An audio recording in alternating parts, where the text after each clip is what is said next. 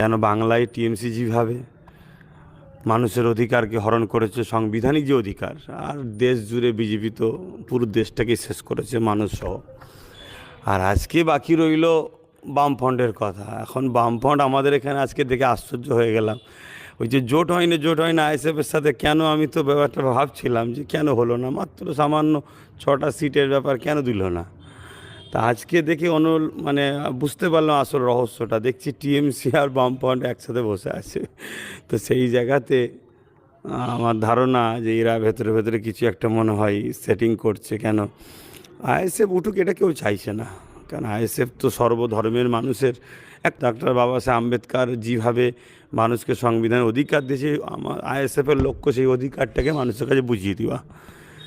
তাতে আদিবাসী বলেন, এসটি বলেন, এসসি বলেন, ওবিসি বলেন, যে কোনো যারাই আছে, যারা যে মানে স্বাধীনতার পর থেকে যে অধিকারটা পাচ্ছে না, সেই অধিকারটা ফিরিয়ে দেওয়া।